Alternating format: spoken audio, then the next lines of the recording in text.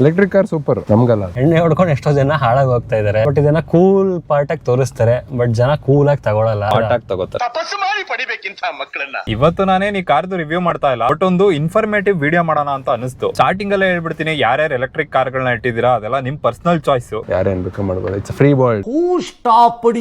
ನೀವೇನಾದ್ರೂ ಮಾರ್ಕೆಟ್ ಅಲ್ಲಿ ಒಂದು ಎಲೆಕ್ಟ್ರಿಕ್ ಕಾರ್ ತಗೋಬೇಕು ಅಂದ್ರೆ ಪೆಟ್ರೋಲ್ ಕಾರ್ಗೆ ಕಂಪೇರ್ ಮಾಡಿದ್ರೆ ಸ್ಟಾರ್ಟಿಂಗ್ ಅಲ್ಲೇನೆ 30% 60% ಜಾಸ್ತಿ ಪೇ ಮಾಡಿರ್ತೀರಾ. ಅದು ಕಾರ್ ಬ್ರ್ಯಾಂಡ್ ಗಳ ಮೇಲೆ ಡಿಪೆಂಡ್, ಕಾರಲ್ಲಿ ಬರುವಂತ ಮಾಡೆಲ್ ಗಳ ಮೇಲೆ ಡಿಪೆಂಡ್. ಫಾರ್ ಎಕ್ಸಾಂಪಲ್ ನಾವು ಟಾಟಾದನೇ ಕಾರ್ ನೋಡೋದಾದ್ರೆ ಪೆಟ್ರೋಲ್ ಕಾರ್ಗುನು ಅದರದ್ದೇ ಸೇಮ್ ಇರುವಂತ ಇವಿ ಕಾರ್ಗುನು ಪ್ರೈಸ್ ಡಿಫರೆನ್ಸ್ ನೋಡಿದ್ರೆ 3 ರಿಂದ 3.5 ಲಕ್ಷ ಇದೆ. ಅದಕ್ಕೆ ಮತ್ತೆ 25% ಟ್ಯಾಕ್ಸ್ ಕಟ್ತೀನಿ. ಎಲ್ಲಿ ಗುರು ಈ ಕಾರ್ ಆನ್ ಮಾಡಕ್ ಬಟನ್ಗಳೇ ಇಲ್ಲ.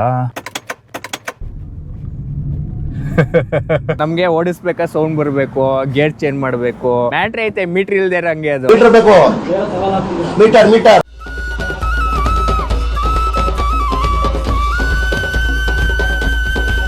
ಎಲೆಕ್ಟ್ರಿಕ್ ಕಾರ್ಗೆ ಪೆಟ್ರೋಲ್ ಕಾರ್ಗಿಂತ ಸ್ಟಾರ್ಟಿಂಗ್ ಅಲ್ಲೇ ಜಾಸ್ತಿ ದುಡ್ಡು ಕೊಟ್ಟು ನೀವು ತಗೊಂಡಿರ್ತೀರಾ. ಆದ್ರೆ ಸೇಲ್ ಮಾಡಬೇಕು ಅಂತ ಬಂದಾಗ ಪೆಟ್ರೋಲ್ ಕಾರ್ಗಿಂತ ಜಾಸ್ತಿ ರೇಟ್ಗೆ ಅದು ಸೇಲ್ ಆಗೋದಿಲ್ಲ ಸೆಕೆಂಡ್ ಹ್ಯಾಂಡ್ ಮಾರ್ಕೆಟ್ ಅಲ್ಲಿ. ಟೋಟಲ್ ಆವರೇಜ್ ಡೆಪ್ರಿಸಿಯೇಷನ್ ನ ಚೆಕ್ ಮಾಡಿದ್ರೆ ನಾರ್ಮಲ್ ಪೆಟ್ರೋಲ್ ಅಥವಾ ಡೀಸೆಲ್ ಕಾರ್ಗೆ 35% ಇದ್ರೆ ಇವಿ ಕಾರ್ಗೆ 42% ಇದೆ. ನಮ್ಮ ಸರ್ಕಾರದವರು ಕೂಡ ಪೊಲ್ಯೂಷನ್ ಕಮ್ಮಿ ಮಾಡೋದಕ್ಕೋಸ್ಕರ ಏನು ಈ ಎಲೆಕ್ಟ್ರಿಕ್ ಕಾರ್ಗಳನ್ನ ಪುಷ್ ಮಾಡ್ತಿಲ್ಲ. ಕರೆಂಟ್ ಅಲ್ಲಿ ಕೊಡ್ತಾರೆ ಗ್ರಿಡ್. ನೀವು ಎಲೆಕ್ಟ್ರಿಕಲ್ ಇಂಜಿನಿಯರ್, ನೀವ್ ಹೇಳ್ಬೇಕು. 70% ಇನ್ನೂ ಕೋಲ್ ಡಿಪೆಂಡ್ ಆಗಿದೆ. ಟೈಲ್ ಪೈಪ್ ಎಮಿಷನ್ ಇಲ್ಲ ಅಂತ ಅಷ್ಟೇ, ಅಲ್ಲಿ ಹೊಗೆ ಬಿಡ್ಕೊಂಡು. ಇವತ್ತು ಅದೆಲ್ಲ ಬೇಡ ಬಾಸ್, ಇವತ್ತು ಅದೆಲ್ಲ ಬೇಡ, ಈಗ ಬೇಡ. ನೀವೊಂದು ಎಲೆಕ್ಟ್ರಿಕ್ ಬೈಕ್ ಅಥವಾ ಕಾರ್ನ ಸೇಲ್ ಮಾಡ್ತೀರಾ ಅಂದ್ರೆ ಹೆವಿ ಲಾಸ್ ಅಂತೂ ತಗೋತೀರಾ. ಮಾರವ್ರಿಗೆ ಹೆಂಗಿದ್ರು ಲಾಸ್ ಆಗುತ್ತೆ. ಇನ್ನ ಸೆಕೆಂಡ್ ಹ್ಯಾಂಡ್ ಮಾರ್ಕೆಟ್ ಅಲ್ಲಿ ಕಾರ್ ತಗೋತಾರಲ್ಲ ಅವ್ರಿಗೆ ಒಂದ್ ರೇಂಜ್ ಪ್ರಾಫಿಟ್ ಅಂತಾನೆ ಹೇಳ್ಬೇಕು. ಅಮೆರಿಕನ್ ಕಂಟ್ರೀಸ್ ಅಲ್ಲಿ, ಯುರೋಪಿಯನ್ ಕಂಟ್ರೀಸ್ ಅಲ್ಲಿ ಆಲ್ರೆಡಿ ಲಾಸ್ಟ್ ಇಯರ್ ಗಿಂತ ಈ ವರ್ಷ ಹೆವಿ ಗ್ರೋತ್ ಆಗಿದೆ second hand electric car market ಅಲ್ಲಿ. ಬೇಸಿಕಲಿ ಎಲೆಕ್ಟ್ರಿಕ್ ಕಾರ್ಗಳನ್ನ ಜನ ತಗೊಳ್ಳೋದು ಏನಕ್ಕೆ ಅಂದ್ರೆ ಓವರ್ ಆಲ್ ರನ್ನಿಂಗ್ ಕಾಸ್ಟ್ ಕಮ್ಮಿ ಇರುತ್ತೆ ಅಂತ. ಪರಿಸರ ಸೇವ್ ಮಾಡ್ತೀನಿ, ಪೊಲ್ಯೂಷನ್ ಕಮ್ಮಿ ಮಾಡ್ತೀನಿ ಅಂತ ಯಾವನು ಕೂಡ ತಲೆಯಲ್ಲಿ ಇಟ್ಕೊಂಡು ತಗೊಳ್ಳೋದಿಲ್ಲ. ಎಲ್ರಿಗೂ ಕಾಸು ಉಳಿಸ್ಬೇಕಷ್ಟೇ. ಒಂದ್ ಕಾರ್ನ 10,000 ಕಿಲೋಮೀಟರ್ ಓಡಿಸ್ಬೇಕು ಅಂದ್ರೆ ಅದೇನಾದ್ರೂ 16 ಕಿಲೋಮೀಟರ್ ಮೈಲೇಜ್ ಕೊಡ್ತಿದೆ ಅಂದ್ರೆ ಹತ್ತತ್ರ 625 ಲೀಟರ್ ಫ್ಯೂಯಲ್ ಬೇಕು, ಅಂದ್ರೆ 65,000 ರೂಪಾಯಿ. ಅದೇ ನೀವು ಇವಿ ಕಾರಲ್ಲಿ ನೋಡಿದ್ರೆ 7.5 ಕಿಲೋವ್ಯಾಟ್ ಅವರ್ ಲೆಕ್ಕ ತಗೊಂಡ್ರು 1333 ಕಿಲೋವ್ಯಾಟ್ ಅವರ್ ಬೇಕು ಗುರು. ಒಂದ್ ಯೂನಿಟ್ ಗೆ 8 ರೂಪಾಯಿ ಅಂತ ಕನ್ಸಿಡರ್ ಮಾಡಿದ್ರು 10,000 ಕಿಲೋಮೀಟರ್ ಹೋಗಕ್ಕೆ 10,600 ರೂಪಾಯಿ ಅಷ್ಟೇ ಬೇಕಾಗೋದು. ನಾವು ರೇಸ್ ಕೊಟ್ರೆ ಗಾಡಿ ಹೋಗುತ್ತೆ, ನಾವು ಬ್ರೇಕ್ ಹಾಕಿದ್ರೆ ಗಾಡಿ ನಿಲ್ಲುತ್ತೆ ಅಷ್ಟೇ. ಎಲ್ಲಿ ತನಕ ಎಲೆಕ್ಟ್ರಿಕ್ ಕಾರ್ಗಳು ಚೀಪರ್ ಆಗಿರುತ್ತೆ ನಮ್ ಗವರ್ಮೆಂಟ್ ಅವ್ರಿಗೂ ಗೊತ್ತು. ಒಂದು ಸಲ ಕಾರ್ಗಳನ್ನ ಇವರು ಜಾಸ್ತಿ ತಗೊಳಕ್ ಶುರು ಮಾಡ್ಲಿ, ಎಲೆಕ್ಟ್ರಿಸಿಟಿ ಬಿಲ್ ನಾವು ಜಾಸ್ತಿ ಮಾಡ್ಬಿಡೋಣ ಅಂತ. ಎಲ್ಲ ಒಂಥರ ಗುಟ್ಟಿನಲ್ಲಿ ನಡೆಯೋ ವಿಚಾರ. ಪೆಟ್ರೋಲ್ ಕಾರ್ಗೆ ಕಂಪೇರ್ ಮಾಡಿದ್ರೆ ಎಲೆಕ್ಟ್ರಿಕ್ ಕಾರಲ್ಲಿ 1 ವರ್ಷಕ್ಕೆ 10,000 ಕಿಲೋಮೀಟರ್ ಓಡಿಸಿದ್ರೆ 55,000 ರೂಪಾಯಿ ನೀವು ಉಳಿಸ್ತೀರಾ. ಆದ್ರೆ ಸ್ಟಾರ್ಟಿಂಗ್ ಅಲ್ಲಿ ಹೇಳಿದೆ ಗೊತ್ತಾ, ನೀವು ಇವಿ ಕಾರ್ನ ತಗೊಂಡ್ರೆ 30 ರಿಂದ 60% ಎಕ್ಸ್ಟ್ರಾ ಪೇ ಮಾಡಿರ್ತೀರಾ ಅಂತ. ಅದನ್ನ ಮ್ಯಾಚ್ ಮಾಡಕ್ಕೆ ನೀವು 4 ರಿಂದ 5 ವರ್ಷ ಎಲೆಕ್ಟ್ರಿಕ್ ಕಾರ್ ಓಡಿಸಬೇಕು. ಅದೇ ಒಂದ್ 5-6 ವರ್ಷ ಓಡಾಡ್ಸ್ಕೊಂಡು ಸಸ್ತಾ ಮೆಪಿಸ್ತಾ ಅನ್ಕೊಂಡು ಆದ್ರೆ ಓಕೆ. ಲಾಂಗ್ ಟರ್ಮ್ ನಾನು ಇದೇ ಕಾರ್ನ ಇಟ್ಕೊಂಡು ಇದೆಲ್ಲ ಮಾಡ್ತೀನಿ ಅಂದ್ರೆ ಇದಾಗದ ಕೆಲಸ. ನೀವು ಒಂದು ಕಂಪ್ನಿನಲ್ಲಿ ಯೂಸ್ ಮಾಡ್ತಾ ಇದೀರಾ ಅಂದ್ರೆ, ಕಂಪ್ನಿಗೆ ಓಡಾಡಕ್ಕೆ ಕಮ್ಯೂಟಿಂಗ್ ಯೂಸ್ ಮಾಡ್ತೀರಾ ಅಂದ್ರೆ, ನಾನು ಕಂಪ್ನಿಗೆ ಎತ್ಕೊಂಡು ಹೋಗಿ ನನ್ನ ಕಾರ್ನ ಚಾರ್ಜ್ ಹಾಕೋತೀನಿ ಅಂದ್ರೆ ಎಲೆಕ್ಟ್ರಿಕ್ ಕಾರ್ಗಳನ್ನ ತಗೊಳ್ಳಿ. ಏನಕ್ಕೆ ಎಲೆಕ್ಟ್ರಿಕ್ ಕಾರ್ಗಳಲ್ಲಿ ರೀಸೇಲ್ ವ್ಯಾಲ್ಯೂ ಅಷ್ಟು ಬೀಳ್ತಿದೆ ಅಂತ ನೋಡೋದಾದ್ರೆ ಮೇಜರ್ ಆಗಿ 3 ರೀಸನ್ ಇದೆ. ಒಂದು, ಆಫ್ಟರ್ ಮಾರ್ಕೆಟ್ ಸಪೋರ್ಟ್ ಕರೆಕ್ಟ್ ಆಗಿ ಸಿಗೋದಿಲ್ಲ. ಇನ್ನೊಂದು, ಪಾರ್ಟ್ಸ್ ಗಳು ತುಂಬಾ ಎಕ್ಸ್ಪೆನ್ಸಿವ್ ಆಗಿರುತ್ತೆ. ಮೂರನೇದು, ಬ್ಯಾಟರಿ ಡಿಗ್ರೇಡೇಷನ್ ಅಂತ ಆಗುತ್ತೆ. ಕಾರ್ಗಳಂತ ಬಂದಾಗ ಪೆಟ್ರೋಲ್ ಡೀಸೆಲ್ ಕಾರ್ ಒಂಥರ ಆದ್ರೆ ಈ ಎಲೆಕ್ಟ್ರಿಕ್ ಬೇರೆ ತರ. ನಿಮ್ ಮನೇಲಿರುವಂತ ಫ್ರಿಡ್ಜ್ ಗೆ ಮೋಟರ್ ಬ್ಯಾಟರಿ ವೀಲ್ ಹಾಕಿದ್ರೆ ಅದು ಎಲೆಕ್ಟ್ರಿಕ್ ಕಾರೇ ಆಗುತ್ತೆ. ಜನ್ಮಕ್ಕೆ ಹೋಗೋ ಎಲೆಕ್ಟ್ರಿಕ್ ಸ್ಟವ್ ಗಳು ಬಂದ ಮೇಲೂ ಕೂಡ ಜನ ಇನ್ನು ಗ್ಯಾಸ್ ಸ್ಟವ್ ನ ಏನಕ್ಕೆ ಪ್ರಿಫರ್ ಮಾಡ್ತಾರೆ ಅಂದ್ರೆ ಅದ್ರಲ್ಲಿ ಇರುವಂತ ಕನ್ವೀನಿಯನ್ಸ್. ಹೋಗಿ ಪೆಟ್ರೋಲ್ ಬಂಕ್ ಅಲ್ಲಿ 5 ನಿಮಿಷ ನಿಂತ್ಕೊಳ್ಳಕ್ಕೆ ಪೇಚಾಡ್ತೀವಿ ಪೆಟ್ರೋಲ್ ಹಾಕ್ಸಕ್ಕೆ. ಹೋಗ್ಬಿಟ್ಟು 1 ಅವರ್ 10 ಗಾಡಿಗಳು ನಿಂತ್ಕೊಬಿಟ್ರೆ ನಾವೆಲ್ಲ ಅಷ್ಟೆಲ್ಲ ಪ್ಲಾನ್ ಎಲ್ಲ ಮಾಡಿ ಜೀವನ ಮಾಡಲ್ಲ. ಪೆಟ್ರೋಲ್ ಅಥವಾ ಡೀಸೆಲ್ ಕಾರ್ಗಳದ್ದು ಸರ್ವಿಸ್ ಅಂತ ನೋಡಿದ್ರೆ ಒಂದು ಸಲ ವ್ಯಾರಂಟಿ ಮುಗಿದ್ಮೇಲೆ ಶೋರೂಮ್ ಅಲ್ಲಿ ತಗೊಂಡೋಗಿ ಮೇಂಟೈನ್ ಮಾಡಕ್ಕೆ ಎಕ್ಸ್ಪೆನ್ಸಿವ್ ಆಗುತ್ತೆ. ಅದಕ್ಕೆ ನಾವೇನ್ ಮಾಡ್ತೀವಿ, ಹೊರಗಡೆ ಗರಾಜ್ ಅಲ್ಲಿ ಹೋಗಿ ರೆಡಿ ಮಾಡಿಸ್ಕೊತೀವಿ ಕಮ್ಮಿ ಕಾಸ್ಟ್ ಅಲ್ಲಿ. ಅದೇ ನೀವು ಎಲೆಕ್ಟ್ರಿಕ್ ಕಾರ್ನ ಹತ್ರ ಮಾಡ್ತೀರಾ ಅಂದ್ರೆ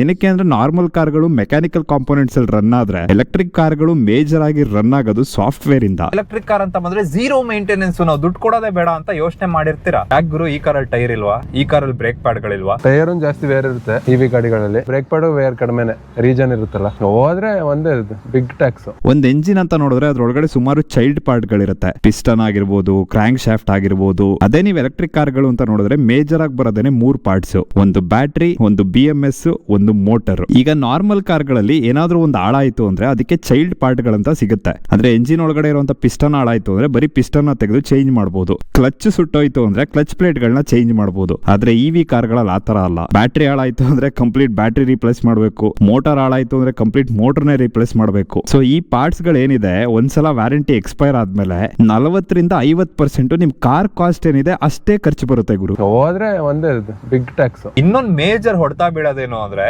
ಎಲೆಕ್ಟ್ರಿಕ್ ಕಾರು ಇವಾಗ ಇನ್ನು ಪ್ರೋಗ್ರೆಸ್ ಆಗ್ತಿರೋದು, ಇವಾಗ ಇನ್ನು ಡೆವಲಪ್ ಆಗ್ತಾ ಇರೋದು. ನೀವು ಇವಾಗ ಏನಾದ್ರು ಒಂದು ಎಲೆಕ್ಟ್ರಿಕ್ ಕಾರ್ಗೆ ಇನ್ವೆಸ್ಟ್ ಮಾಡ್ತೀರಾ ಅಂದ್ರೆ ಇನ್ನೊಂದು 5 ವರ್ಷದಲ್ಲಿ ಅದೇ ಕಾರು ಅರ್ಧ ರೇಟ್ ಗಿಂತ ಕಮ್ಮಿಗೆ ಸಿಗುತ್ತೆ ಶೋರೂಮ್ ಅಲ್ಲಿ. ಸೇಮ್ ಇದು ಮೊಬೈಲ್ ಫೋನ್ ಗಳಲ್ಲೂ ಆಗಿತ್ತು. ಸ್ಟಾರ್ಟಿಂಗ್ ಅಲ್ಲಿ ಬಂದಾಗ ಸ್ಯಾಮ್ಸಂಗ್ ಕಾರ್ಬಿಗೆ 15,000 ಆಯ್ತು. ಇವಾಗ 15,000ಕ್ಕೆ ಎಂತೆಂತ ಫೋನ್ ಗಳೆಲ್ಲ ಸಿಗುತ್ತೆ. ಫಾರ್ ಎಕ್ಸಾಂಪಲ್ ಇವಾಗ ನಿಮ್ ಮೊಬೈಲ್ ನೇ ತಗೋತೀರಾ ಅನ್ಕೊಳ್ಳಿ. ಮೊಬೈಲ್ ಅಲ್ಲಿ ಬ್ಯಾಟ್ರಿ ಕೆಪಾಸಿಟಿ 0 ಇಂದ 80%ಗೆ 1 ವರ್ಷದಲ್ಲಿ ಇಳಿಯುತ್ತೆ. ಇದನ್ನ ಬ್ಯಾಟ್ರಿ ಡಿಗ್ರೇಡೇಷನ್ ಅಂತ ಕರೀತಾರೆ. ನೀವು ಇವಿ ಕಾರಲ್ಲೂ ಹಂಗೆ ಆಗುತ್ತಾ ಅಂತ ಏನಾದ್ರು ಕೇಳಿದ್ರೆ ಫೋನ್ ಅಲ್ಲಿ ಇರೋದು ಒಂದು ಸಿಂಗಲ್ ಸೆಲ್ ಬ್ಯಾಟರಿ. ಇವಿ ಕಾರ್ಗಳಲ್ಲಿ ಅಥವಾ ಬೈಕ್ ಗಳಲ್ಲಿ ಮಲ್ಟಿಪಲ್ ಸೆಲ್ ಇರುವಂತ ಬ್ಯಾಟ್ರಿನ ಯೂಸ್ ಮಾಡಿರ್ತಾರೆ. ಸೊ ಓವರ್ ಆಲ್ ನಿಮಗೆ ಮೊಬೈಲ್ ಅಲ್ಲಿ ಆಗೋಷ್ಟು ಬೇಗ ಇದರಲ್ಲಿ ಡಿಗ್ರೇಡ್ ಆಗೋದಿಲ್ಲ. 30 ಲಕ್ಷಕ್ಕೆ ಹ್ಯಾರಿಯರ್ ಇವಿ ಬಂದಿದೆ 400 BHP. ಅದೇ ನಿಮ್ಗೆ 30 ಲಕ್ಷಕ್ಕೆ ಒಂದು 160 BHP ಇರುವಂತ ಇನ್ಯಾವುದೋ ಒಂದು SUV ಸಿಗುತ್ತೆ. ಜನ BHP ಲೆಕ್ಕದಲ್ಲಿ ಕಂಪೇರ್ ಮಾಡ್ತಿದ್ದಾರೆ. ಈ ತರ ಬ್ಯಾಟ್ರಿ ಲೆವೆಲ್ ಏನಕ್ಕೆ ಡ್ರಾಪ್ ಆಗುತ್ತೆ ಅಂತ ಸೈಂಟಿಫಿಕಲಿ ನೋಡೋದಾದ್ರೆ ಹೀಟ್ ಇನ್ನೊಂದು ಚಾರ್ಜಿಂಗ್ ಸೈಕಲ್. ನಿಮ್ ಫೋನ್ ನ ನೀವು ಚಾರ್ಜ್ ಮಾಡಿದ್ಮೇಲೆ ಹೀಟ್ ಆಗಿರುತ್ತೆ ಅಥವಾ ಫೋನ್ ನ ಯೂಸ್ ಮಾಡಿದಾಗ ಹೀಟ್ ಆಗಿರುತ್ತೆ. ಅದು ಕೂಲ್ ಆಗೋದಕ್ಕೆ ಯಾವ್ದು ಎಕ್ಸ್ಟ್ರಾ ಕೂಲಿಂಗ್ ಸಿಸ್ಟಮ್ ಇರೋದಿಲ್ಲ. ಅಟ್ಮಾಸ್ಫಿಯರಿಕ್ ಕಂಡೀಷನ್ ಅಲ್ಲಿ ನ್ಯಾಚುರಲ್ ಏರ್ ಇಂದಾನೆ ಕೂಲ್ ಆಗಬೇಕು. ಆದ್ರೆ ಇವಿ ಗಳಲ್ಲಿ ಒಂದು ಲಿಕ್ವಿಡ್ ಕೂಲಿಂಗ್ ಸಿಸ್ಟಮ್ ನ ಹಾಕಿರ್ತಾರೆ. ಸೊ ಬ್ಯಾಟ್ರಿ ಬೇಗ ಕೂಲ್ ಆಗುತ್ತೆ. ನಿಮ್ ಫೋನ್ ನ ನೀವು ಎಷ್ಟು ಸಲ ಚಾರ್ಜ್ ಮಾಡ್ತೀರಾ ಅದಕ್ಕಿಂತ ತುಂಬಾ ಕಮ್ಮಿ ಸಲ ನೀವು ನಿಮ್ಮ ಕಾರ್ಗಳನ್ನ ಅಥವಾ ಗಾಡಿಗಳನ್ನ ಚಾರ್ಜ್ ಮಾಡ್ತೀರಾ. ಸೊ ಚಾರ್ಜಿಂಗ್ ಸೈಕಲ್ ಕಮ್ಮಿ ಇರುತ್ತೆ. ಕಾದಾಗ ಹೊಡಿಬೇಕು ಅನ್ನೋ ತರ ಎಲೆಕ್ಟ್ರಿಕ್ ಮಾರ್ಕೆಟ್ ಇವಾಗ ಬೂಮಿಂಗ್ ಅಲ್ಲಿ ಇದೆ ಅಂತ ಇರೋ ಬರೋ ಬ್ರ್ಯಾಂಡ್ ಅವರೆಲ್ಲ ಎಲೆಕ್ಟ್ರಿಕ್ ಗಾಡಿಗಳು ಬಿಡ್ತಾವ್ರೆ. ಏನಕ್ಕೆ ಅಂದ್ರೆ ಜನಕ್ಕೆ ಅದೊಂದು ಎಕ್ಸೈಟ್ಮೆಂಟ್. ನಾವೇನೋ ದೊಡ್ಡದಾಗಿ ಸೇವ್ ಮಾಡ್ಬಿಡ್ತೀವಿ, ಎಲೆಕ್ಟ್ರಿಕ್ ಕಾರ್ ಓಡಿಸಿದ್ರೆ ಬುದ್ಧಿಜೀವಿಗಳ ತರ ಕಾಣ್ತೀವಿ ಅಂತ. ದೊಡ್ಡ ಗಾಡಿಗಳಲ್ಲಿ ತಗೋಬಹುದು ಅನ್ಸುತ್ತೆ. ರೇಂಜ್ ಜಾಸ್ತಿ ಇರುತ್ತಲ್ವಾ. ದೊಡ್ಡ ಗಾಡಿಗಳು ತಗೊಂಡು ಶಾರ್ಟ್ ಡಿಸ್ಟೆನ್ಸ್ ಹೋಗ್ಬೋದು. ಕೋಟಿ ಖರ್ಚು ಮಾಡಿ 100 ಕಿಲೋಮೀಟರ್ ಓಡಬಹುದು.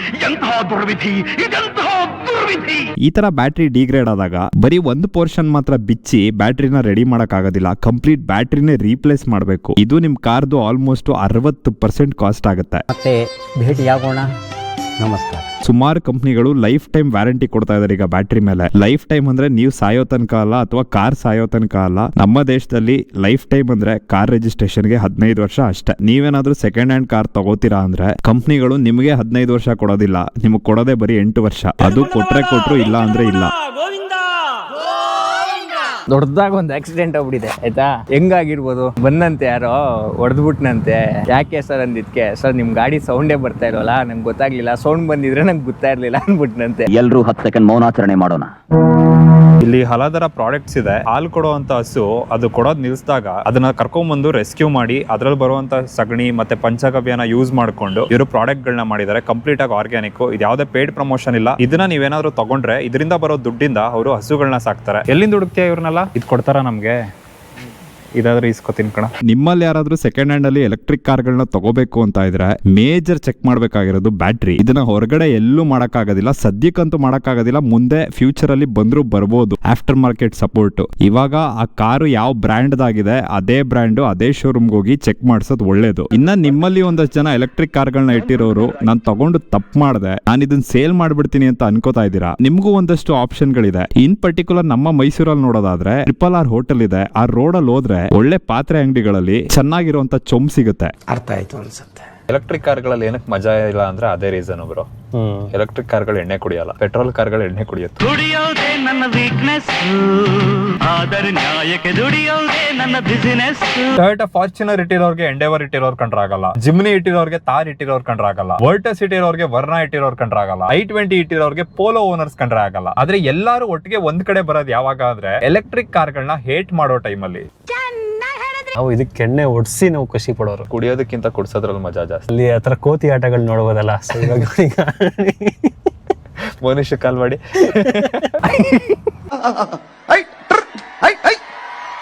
ಅಲ್ಲ